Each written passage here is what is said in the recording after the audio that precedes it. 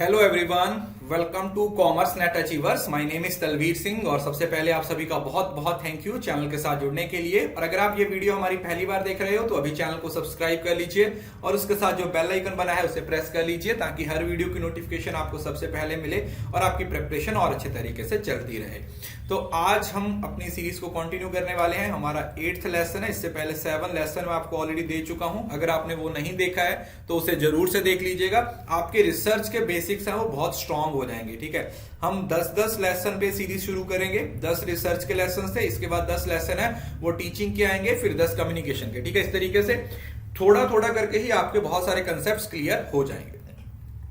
उसके साथ already Unacademy पे बहुत सारे स्टूडेंट्स हैं। ठीक है, 700 हो गए। अब तो 700 से ज्यादा स्टूडेंट सब्सक्रिप्शन ले चुके हैं लास्ट 10 दिन के अंदर, क्योंकि आपको एक ही सब्सक्रिप्शन में सब कुछ प्रोवाइड करवा दिया जाता है। Paper 1, paper 2, PYQ, test series, mock test, हर चीज आपको यहाँ पे एक ही सब्सक्रिप्शन में प्रोवाइड करवा दी जाती है। तो आप तलवीर इस रेफरल कोड को यूज कर सकते हो।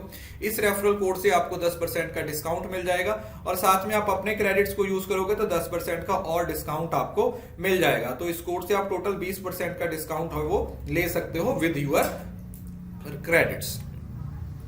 यहां पे जाके आप तलवीर रेफरल कोड लिखिएगा। अनअकैडमी पे कोई भी फ्री प्लान अनलॉक करने के लिए भी आपने यही कोड यूज करना है। ठीक है, बस इस कोड को अपने दिमाग में बिठा लीजिए।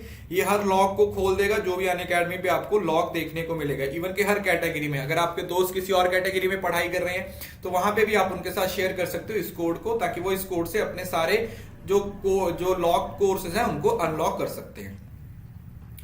और उसके साथ आपको पता है स्पेशल क्लासेस में होती है मेरी हर रोज डेली बेसिस पे। तो आप मेरी प्रोफाइल में जाइए, वहां पे आपको यहाँ पे स्पेशल क्लासेस का लिंक नहीं गया, आप इस क्लासेस में जाके एनरोल कीजिए, क्योंकि यहाँ पे सीट्स लिमिटेड होती हैं। बहुत सारे बच्चों के मुझे बाद में मैसेज आते हैं कि सर हम स्पेशल क्लास में एनरोल नहीं कर पाए। तो इस वजह से एनरोल नहीं कर पाए क्योंकि उस टाइम पे आपने नहीं देखा जिस टाइम पे मैं आपको बता रहा था। सो प्लीज इन सारी स्पेशल क्लासेस में भी एनरोल कर लीजिए जो अपकमिंग है, क्योंकि मंडे से बहुत सारी स्पेशल क्लासेस हैं वो आपके लिए प्लान की हैं, जो कि आपकी प्रिपरेशन को एक अलग ही लेवल पे लेके जाने वाली। और उसके साथ आपको पता है शाम को 7 बजे क्विजेज होते हैं, जिसका कोड मैं आपको टेलीग्राम चैनल पे देता हूं। और टेलीग्राम चैनल पे आपको हर क्लास की PDF फ्री ऑफ कॉस्ट मिलती है।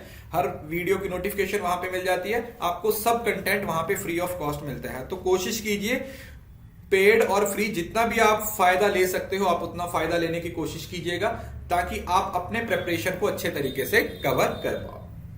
सो चलिए शुरू करते हैं। आज जो मैं डिस्कस करने वाला हूं क्वेश्चन, ये वो क्वेश्चन है जो इस बार पूछे गए थे। ठीक है, इस बार आपके सितंबर के पेपर में जो क्वेश्चन पूछे गए थे, कुछ वो क्वेश्चन डिस्कस करेंगे। ओरिजिनल क्वेश्चंस हैं, जिससे आपको पता चलेगा कि इस बार किस तरीके के क्वेश्चन पूछे गए हैं। वैसे मैंने आपको 200 सीरीज में इससे अलग बहुत सारे क्वेश्चन और भी करवाए थे, और अनअकैडमी पे इस बार और एक सीरीज आने वाली है इस सितंबर के क्वेश्चन के लिए। सो बी श्योर कि आपने मुझे अनअकैडमी पे फॉलो किया हो और आप कहीं किसी प्लेटफॉर्म पे कोई भी क्लास मिस ना कर रहे हो। सो पहला क्वेश्चन है, a college teacher plans a research program in which he intends to improve socio-emotional aspect of his learner classmate during teaching. Which of the following research method will be considered appropriate in this context? एक classroom है, उसमें teacher improve करना चाहता है। यहां पर जो keyword है ना वो इंप्रूव है। देखिए जहां पर इंप्रूव वर्ड यूज होता है, एनहांस वर्ड यूज होता है, लोकल लेवल की प्रॉब्लम्स होती हैं, कुछ भी होता है, तो ये बेसिकली कौन सी रिसर्च होती है? This is considered to be action research. Action research local level की प्रॉब्लम्स होती हैं, और लोकल लेवल की प्रॉब्लम्स को सॉल्व करने के लिए हम जो एक्शन रिसर्च है, जिसको आप साइक्लिकल रिसर्च भी बोलते हो, we simply call it cyclical research. ये जो रिसर्च होती है आप इसको साइक्लिकल रिसर्च भी बोल देते हो। तो cyclical research, action research both are the same. तो इसके हिसाब से जो हमारा सही आंसर हो जाएगा वो क्या हो जाएगा? Action research. एक्शन रिसर्च माने वो रिसर्च जिसको आप यूज करते हो अपनी लोकल लेवल की प्रॉब्लम्स को सॉल्व करने की। लोकल लेवल की प्रॉब्लम्स को सॉल्व करने के लिए हम इसको इस्तेमाल करते हैं। ठीक है जी, लोकल लेवल की जो प्रॉब्लम्स होती हैं उसके लिए इसको इस्तेमाल किया जाता है। सेकेंड क्वेश्चन बहुत ही सिंपल सा क्वेश्चन है, विच of the following research procedure will figure under post positivism approach? देखिए पोस्ट पॉजिटिविज्म अप्रोच होती है आपकी क्वालिटेटिव अप्रोच।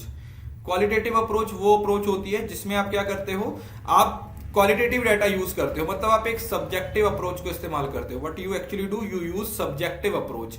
ये सब्जेक्टिव अप्रोच क्या होती है? इसमें आप लोगों को बहुत कुछ सीखने को मिलता है जब आप अपने पर्सपेक्टिव से चीजों को देखते हो। आपका पर्पस कुछ चीज को प्रूव करना नहीं होता, आपने सिर्फ और सिर्फ देखना होता है कि एक्चुअली वेरिएबल्स के बीच में जो क्वालिटेटिव रिलेशन है वो किस तरीके से काम करते हैं, और ये आपकी एथनोग्राफी रिसर्च होती है। एथनोग्राफी रिसर्च कौन सी होती है? कल्चर की स्टडी ऑफ कल्चर। कल्चर की स्टडी को हम एथनोग्राफी बोल देते हैं। एथनो का मतलब ही कल्चर होता है, ठीक है। एथनो एक रूट वर्ड है जिसका मतलब होता है कल्चर। जब आप उस कल्चर में जाते हो, उस कल्चर में खुद पार्टिसिपेंट बनते हो, उस कल्चर में रहते हो, तो उस टाइम पे जो स्टडी की जाती है उसको क्या बोल देते हो? उसको आप एथनोग्राफी रिसर्च स्टडी बोल देते हो। सो इसका जो सही आंसर हो जाएगा वो क्या हो जाएगा? Ethnographic study.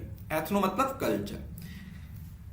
थर्ड क्वेश्चन है, Which of the following steps are research in least vulnerable in research ethics? देखिए रिसर्च एथिक्स अपने आप में बहुत इंपॉर्टेंट टॉपिक है, यहां से क्वेश्चन आना ही आना है, ये आप अपनी कॉपी पे लिख लीजिए। रिसर्च एथिक्स एक ऐसा टॉपिक है जो जैसे आपके वेरी वेरी वेरी इंपॉर्टेंट, कुछ इस तरीके से लिख लीजिए कि यहां से तो क्वेश्चन आएगा ही आएगा।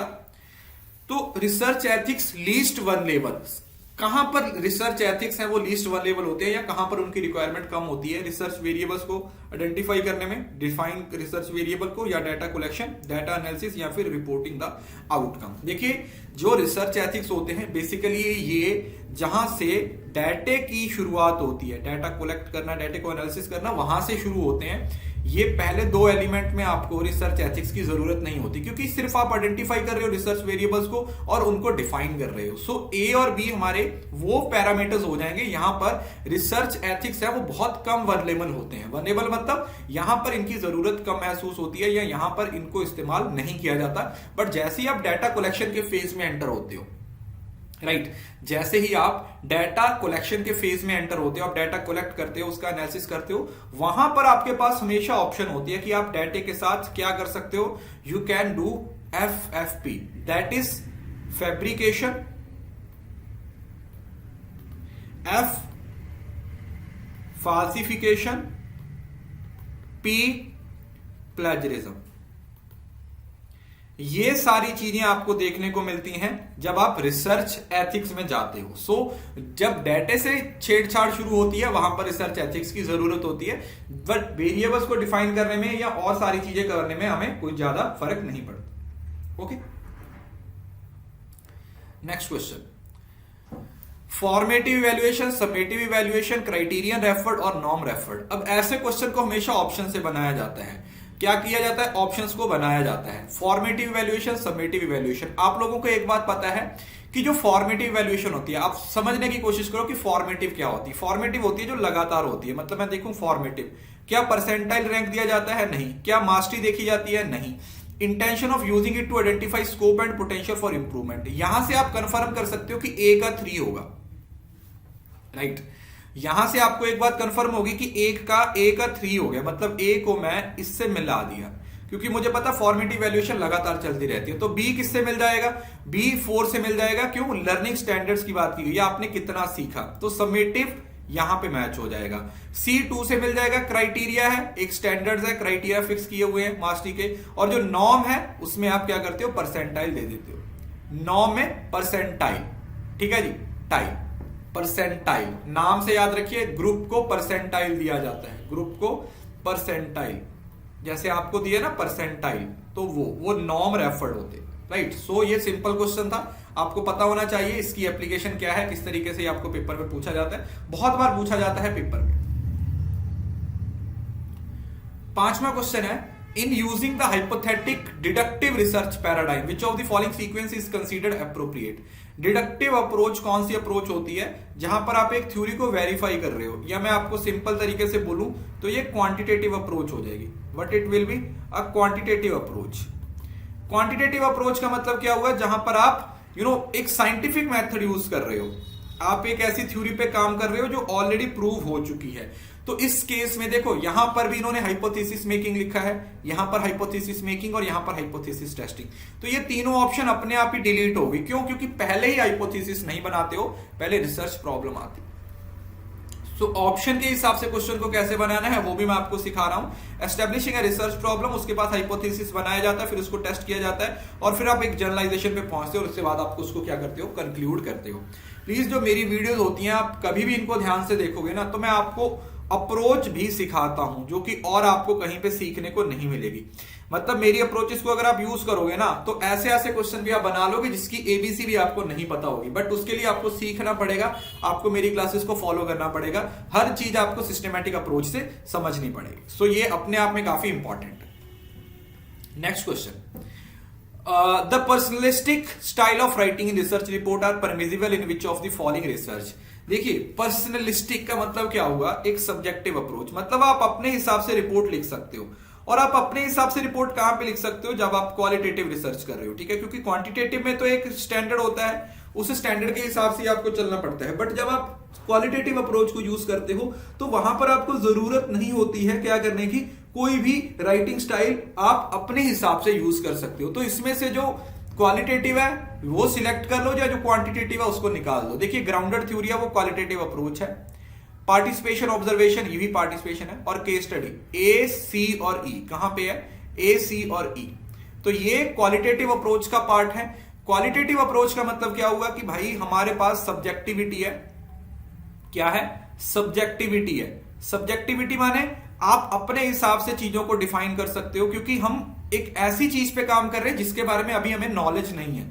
We are just trying to explore, हम उसको सिर्फ एक्सप्लोर करने की कोशिश कर रहे हैं। We are just trying to कि किसी तरीके से हमें इंफॉर्मेशन मिल जाए कि अच्छा ये चीज यहां से है, ये चीज यहां पे है। You are just trying to collect the information, आप सिर्फ और सिर्फ इंफॉर्मेशन कलेक्ट करने की कोशिश कर रहे हो कि किसी तरीके से अगर हम उस इंफॉर्मेशन को कलेक्ट कर लें तो हमें इन द एंड उसका रिजल्ट है वो मिल सकता है। तो ये अपने आप में काफी इंपॉर्टेंट अप्रोच है।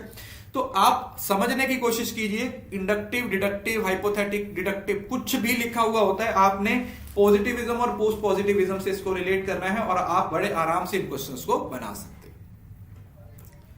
Next question, which of the nature of logical argument, argument का नेचर क्या होता है, मैंने आपको बहुत बार समझाया है, ये तो वैलिड और इनवैलिड होगा।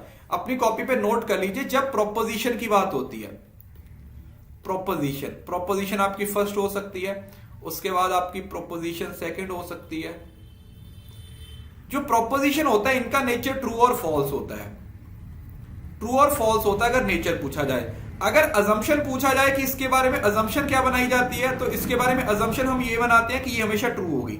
हम जब भी वैलिड आर्ग्यूमेंट की वैलिडिटी चेक करने की कोशिश करते हैं, सो हम स्टार्टिंग में जो हमारी प्रोपोजिशन होती है उसको सच मानते हैं, बट अदरवाइज अगर उसका बेसिक नेचर देखा जाए तो या तो वो ट्रू होती है या फॉल्स होती है। बट जो पीपीसी का स्ट्रक्चर फॉलो किया जाता है, मतलब प्रोपोजिशन 1, प्रोपोजिशन 2 और उसके बाद कंक्लूजन, तो ये जो ओवरऑल होता है ये आपका क्या बन जाता है, दिस इज योर आर्ग्यूमेंट। ये आपका क्या बन जाता है, ये आर्ग्यूमेंट बन जाता है। और आर्ग्यूमेंट क्या होता है, या तो वैलिड होता है या फिर इनवैलिड होता है।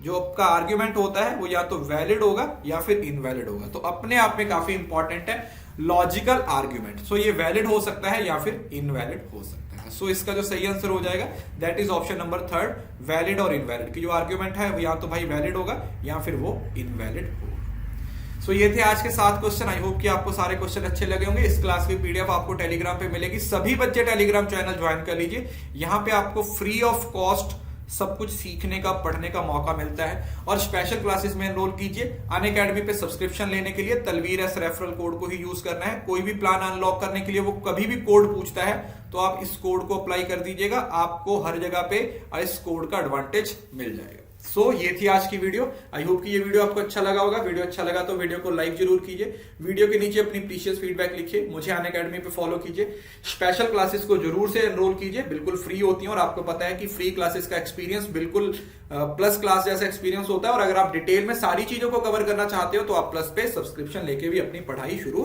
कर सकते हो। So thank you so much. See you soon in the next video. तब तक के लिए खुश रहें, हंसते रहें, मुस्कुराते रहें। और हाँ, इस वीडियो को शेयर करना ना भूलें, बिकॉज शेयरिंग इज केयरिंग।